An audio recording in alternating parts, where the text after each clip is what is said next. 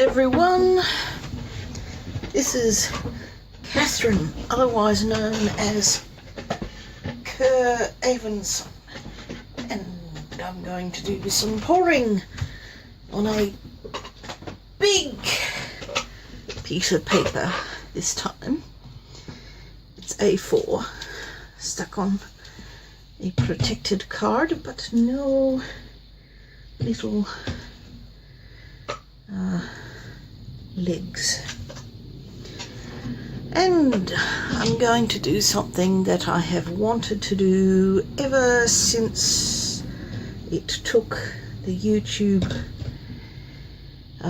pouring community by storm, and that's a colander pour. And that's why I'm doing it on a bigger sheet, because on my usual little A5 size it's not going to actually get very far. Mind you, it will still probably not reach the edges properly. So what I'm going to do is start off just putting a bit of titanium white around the edges, just for coverage. So I'm just pulling this towards the center so that there's sort of a squarish spot in the center, so that the roundish results will hopefully work. We'll just have to do with the A4 Kodak Ultra Premium photo paper. And one thing that I thought that I would do for fun is, well, first of all, I'm going to be doing a rainbow of colours, and I'm also going to sort of intersperse them with some carbon black.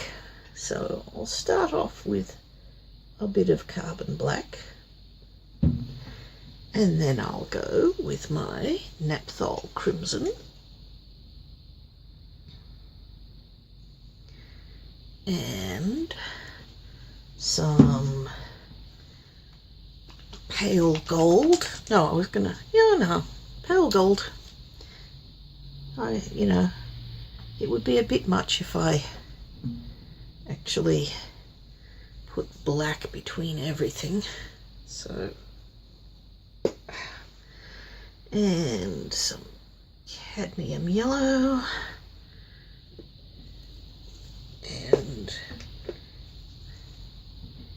another bit of black, and some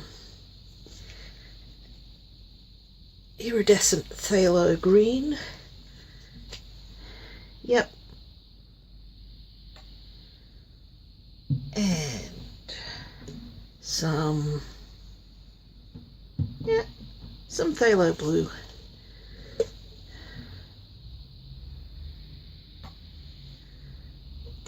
And another bit of black.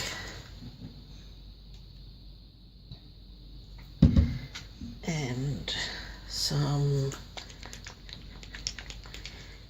iridescent ultramarine blue, which should hopefully look nice against the black. And a little bit more black. And some dioxazine purple. Which one? Yeah, this is the right bottle. I have two bottles of the purple and the phthalo blue, because one of the bottles is running low, and I didn't want to run out. And that's my tiny bottle of transparent magenta running out. I'll clean that bottle later. Yes, it's gone all bubbles. I think I should pop them. Right. Oh, there's some nice looking stuff going on there. Some red violet. Some black. Some, yeah, I'm going backwards again. Some iridescent transparent magenta this time. And, now I'm getting white paint on me. I think that comes of working with a larger surface that I'm used to. Some, come on, pop, pop, pop. Purple. And more black.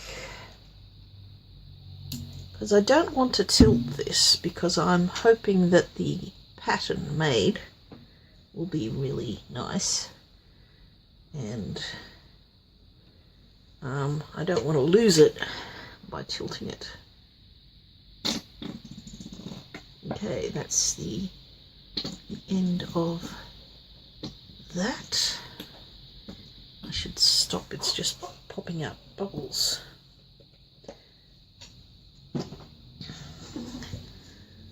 Pop, pop, pop, pop, pop, pop, pop, pop. Come on, pop.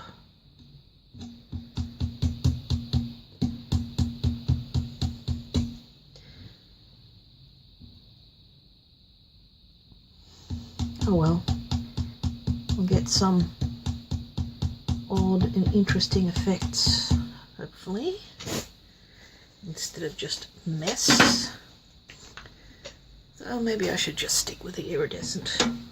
Why not?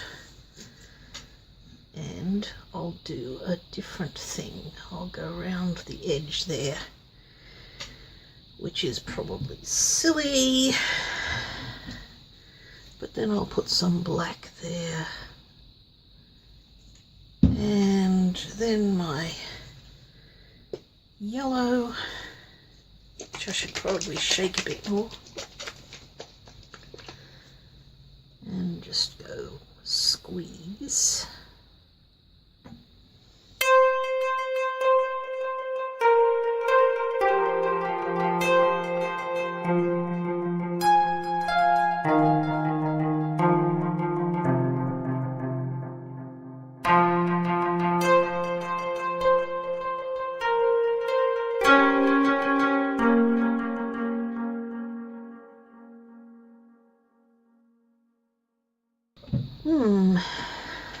Yeah, I don't know why it's going like that. I shouldn't complain. Again and again. Purple! Yay for purple. Okay, we've got to the bubble stage of that one, and I will actually stop before there's too much.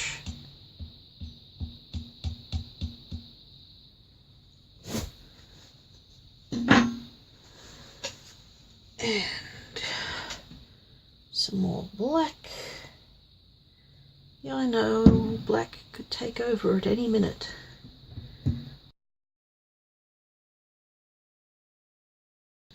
Yeah, there will be some tilting, but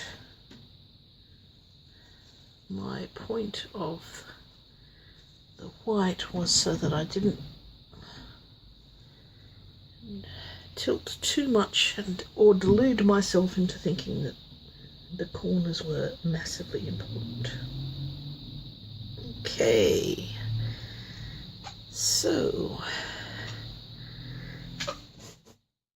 looking interesting, and I will torch that first because there are quite a few bubbles. Okay, so we need to carefully tilt this.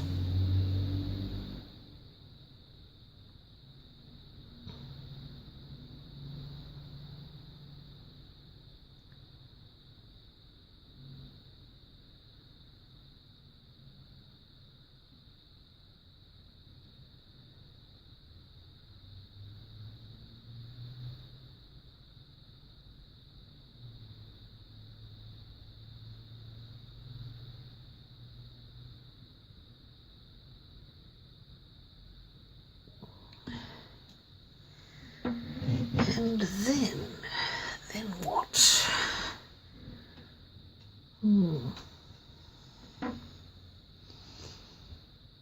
Just over that edge too.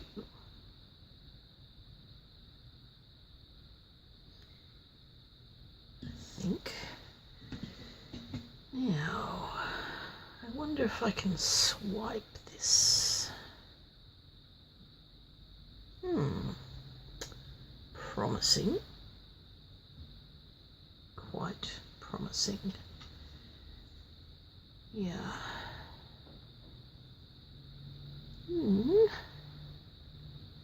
Don't be nasty.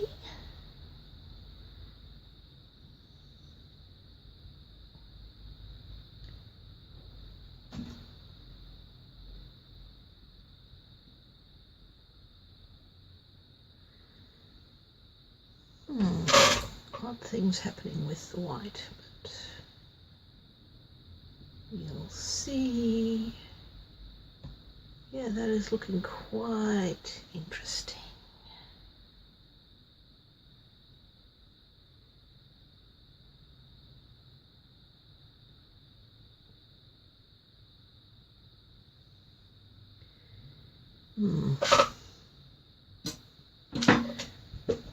Might be better to use the big one.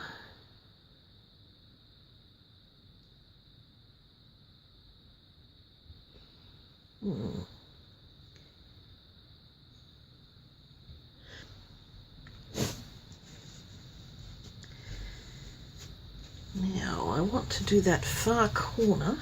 It'll be awkward to get to, but also awkward to move. So I will just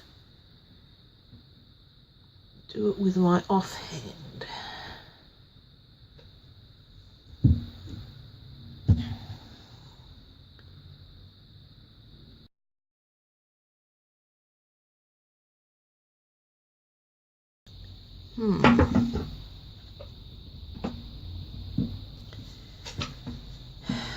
Just that little bit there does not sit right with me because the edge is too sharp.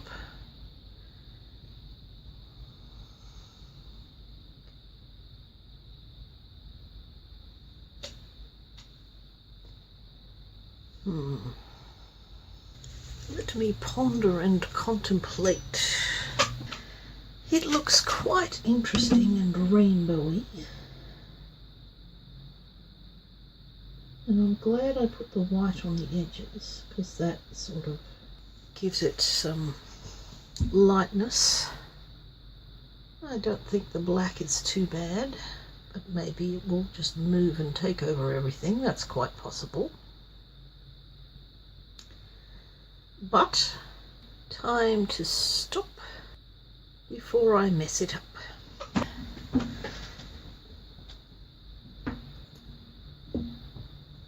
I think I'll have to take those for it to rest on. And just as well that I hadn't done anything else first because it dripped paint everywhere when I put it down. I shall see you when it's dry. This is the dried piece. How did it come out? Well, you can see there was some movement, like shloop. And it took ages to dry, probably because it's twice as big as my usual size. And I don't like it. It's far too busy. And, you know, this stuff here is just a mess. I do like this. And this is sort of interesting. And that bit's nice, and this sort of construct is interesting, but I don't like it. As a whole, I don't like it. So what can we learn from this? Oh, by the way, look at all the glittery metallics and the shiny gold. I don't know if the camera will catch that, but we have some iridescent magenta and some iridescent ultramarine blue and phthalo blue and some metallic gold, more iridescent phthalo blue, phthalo green, phthalo green, ultramarine blue, and gold, and so on. So, lessons, let's see, you can see this close up.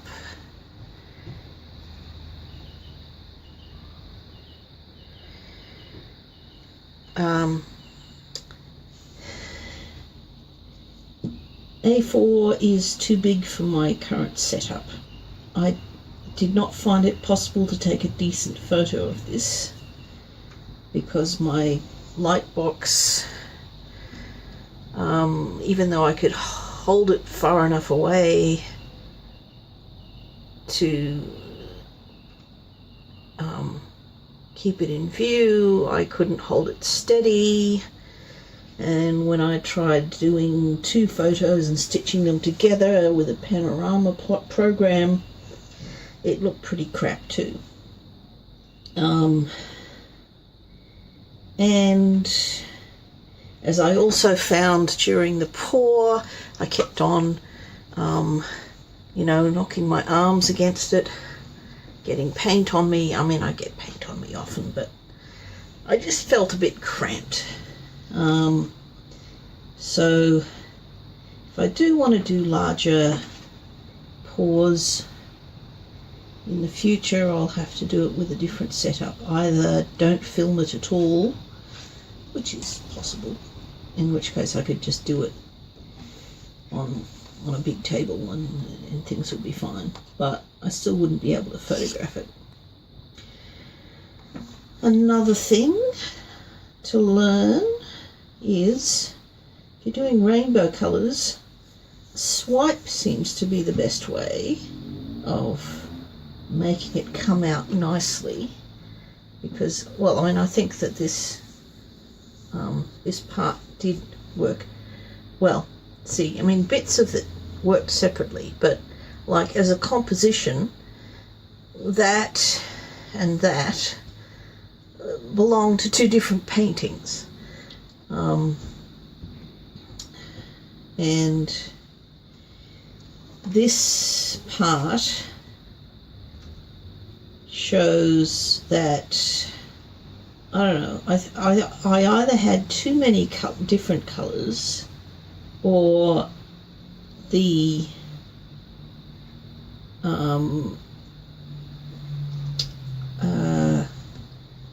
two small amounts too close together. You know, like it might have worked better if I'd had longer things, but I don't know. At least it dried pretty evenly when it did eventually dry. I mean, this bit is thicker than this. No surprise there, because this was swiped off, so it's quite thin in comparison to this, which was just plonk and then tilted. And like this bit is also thin because it was swiped. So it might work, yeah, on a small thing with a black negative space, and just not pouring as much stuff, so that you're just concentrating on the the flower thing in the middle. So that might work. Other things to learn. Well, the black didn't take over like I was afraid it would. It did actually do quite nicely in just adding lines and definition and breaking things up. You know, that's nice there, and you've got some nice lines here, and especially here some nice, you know, breaking up the magenta from the other stuff. Makes me wonder what would happen if I broke things, if I alternated white with everything. I think things would behave differently, because, well, transparent colours look a lot different depending on whether they've got a black next to them or a white next to them. So that is my analysis. A colander pour, in principle, is not a bad idea. I mean, I had great fun looking at the footage, because the angle at which I see it when I'm doing it is not the same angle as the camera sees it. The camera was right overhead, so it could see how things were spreading out a lot better, and that was pretty cool. You know, so I was watching the footage and thinking, you know, that's not bad. But yeah, the result I don't like. You know, possibly fewer colours, smaller thing. So I hope you like this. Please like, and if you want more, subscribe and comment, please. I feel like I am talking to empty space if nobody comments, and that's rather discouraging. So please comment, and I will see you in the next video.